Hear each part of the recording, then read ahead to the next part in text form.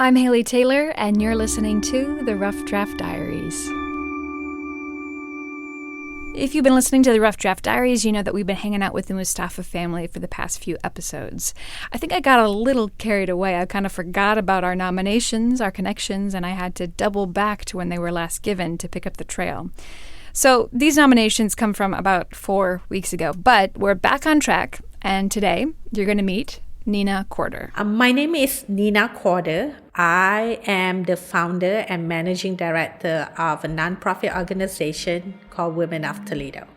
I met Nina downtown in her office at Women of Toledo, and this is right after they had a big event, so I think everyone was still kind of recovering. But Nina seemed bright-eyed and energetic, ready to tell me all about her organization, Women of Toledo.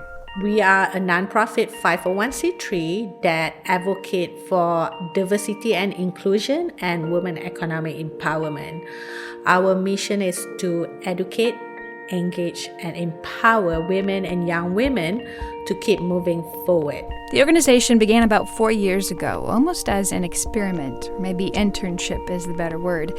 Nina was working towards her doctorate degree in organizational leadership at University of Toledo when she created a focus group of 18 different female community leaders who could meet together and discuss organizational leadership and the pressing issues within each group. One issue that continued to appear during each meeting was diversity. How each individual could help promote and sustain a diverse audience within their own organization. And at the end of 1 year, with 12 focus groups, we find out that it's not that each group did not welcome diversity or multicultural women or women of color in their group. It's just that women gravitate to similarity. Women like to join a group that they see someone in their network that joined the group. So they gravitate to similarity. So if I walk in a room and I see another woman of color, then I more tend to come back and to belong to the group. And all this women leader was like, wait a minute, we've been meeting you, we've been doing this focus group. You just start a new organization culture here in Toledo, a diverse group of women coming together. So that's exactly what she did. Nina, along with the help of those 18 community leaders, created Women of Toledo. And that focus group, the one that started it all, still meets today. It's really the foundation of the organization. They discuss inclusion, diversity, leadership within Toledo, while also creating events and workshops to help cater to the needs of each individual within Women of Toledo. It may sound like a lot, but Nina says the women who join Women of Toledo are mostly women in transition. That could mean an individual going through a career change or a divorce, or a mother experiencing empty nesting for the first time.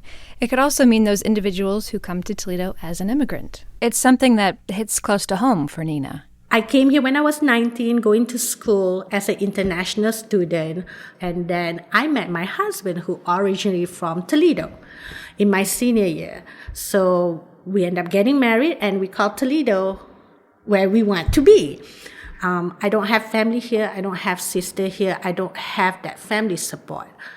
So it's really tough. It's really, really hard. And it resonates so much to me. And when time got tough, I usually would let my husband know. I say, I just want to go back home, where I'm originally from Malaysia.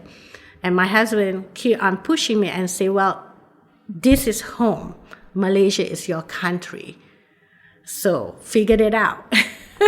So I have to figure it out, and it takes me 18 years to figure it out to finally call Toledo home. And I think that was 4 years ago when Women of Toledo started. It's just I find all this sisterhood, and I find all these women that are willing to support me.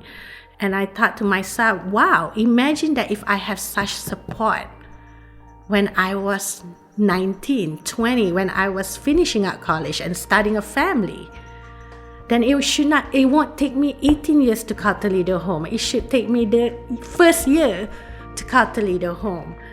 We met people who born and raised in Toledo that are part of Women of Toledo. It was like, we also don't feel belong when we go to different organizations because of the organization culture. But when you come to Women of Toledo and you see this diverse group of women, it's hard for you not to feel belong because everybody look different, and everybody kind of have their own thing that they're doing. So that's what makes us so special, I think. And Nina believes the hardest step is that first one, to get out of your comfort zone and out into the community, sharing your story along with the other women within Toledo. You have to get engaged.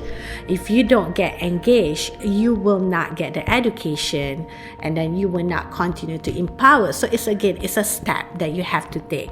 And I think when you complete that cycle and you become a part of the community, you kind of figure it out. Hey, I see all these women supporting me in mentoring and networking, so I can do this.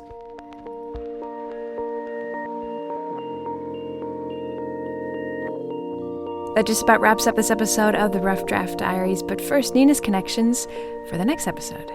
I would nominate Sena Murat Friedman, Cami Zerokniak, and another one is Christina Al-Sayed. You'll have to tune in to find out who I pick. For now, I'm Haley Taylor, and thanks for listening to this episode of the Rough Draft Diaries.